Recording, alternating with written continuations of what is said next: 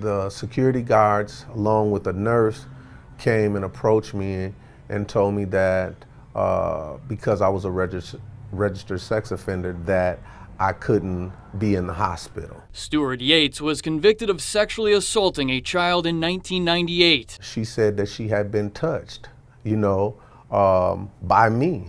And I took a plea bargain because I was facing 30 years. Yates says he already paid the price for his conviction and doesn't think his son should have to as well 20 years later. I hate that Khalil has to suffer without me.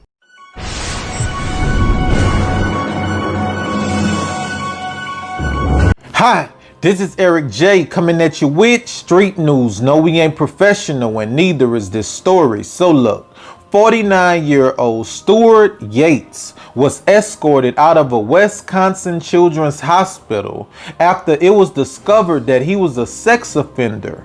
Yates was convicted of second-degree sexual assault of a child in 1998 and was sentenced to 6 months' time served.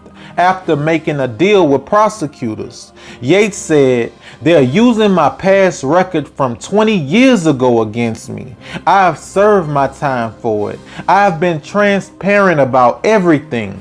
Charles and Carol, Stuart Yates calls children's visitation policy cruel for keeping him from his 9-year-old son. Meanwhile, a hospital spokesperson says those policies are looked at on an individual basis and in place to provide a safe environment for patients, visitors, and staff.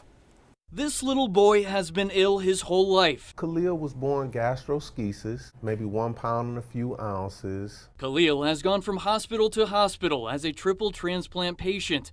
The 9-year-old is currently at Children's after a case of E. coli ended up giving him a blood infection. Khalil is constantly vomiting, constantly high fever. The one thing he wants, I miss Daddy.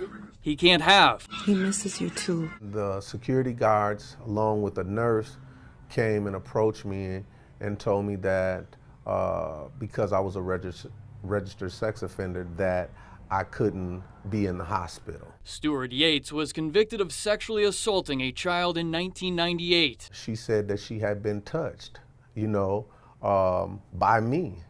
And I took a plea bargain because I was facing 30 years. Back at Children's Hospital, a spokesperson sent today's TMJ4 the following statement, reading in part, "Access to the hospital can be limited or not allowed under certain circumstances."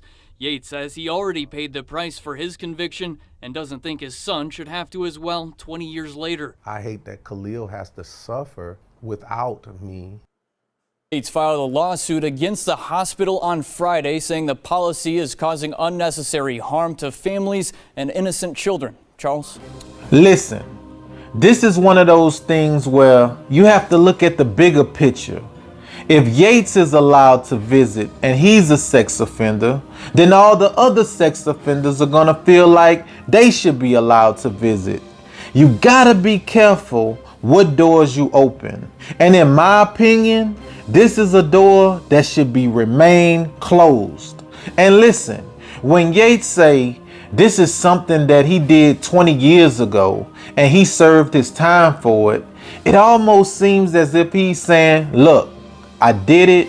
Let's forget about it. Let's move on. That was a long time ago. Nah, it don't work like that. If a serial rapist like Ted Bundy was to come back from the grave today, society would treat him the exact same way they treated him before he went to the grave. These are the consequences of your actions. Some would say you should still be in prison for what you did. Some would say you complaining about not being able to enter a children's hospital. Some say you shouldn't be able to walk around as a free man. Listen, I understand that you want to be next to your child, but truth is, there's people out here that don't feel comfortable with you walking around a hospital like that. And look, you're not being treated unfairly and you're not being discriminated against. That hospital doesn't allow sex offenders on their property, and you are a convicted sex offender. Look, these are the things you have to think about when you out here committing crimes and so-called doing whatever it is you want to do. Things like this never crosses your mind. It never crosses anybody's mind how the choices that they're making at that present time may affect somebody else close to them down the line. Look, this is the time where you, Yates, need to explain to your child and tell him, look, it's not the hospital fault. It's not nobody's fault. I made mistakes when I was younger that unfortunately I'm gonna have to pay for the rest of my life.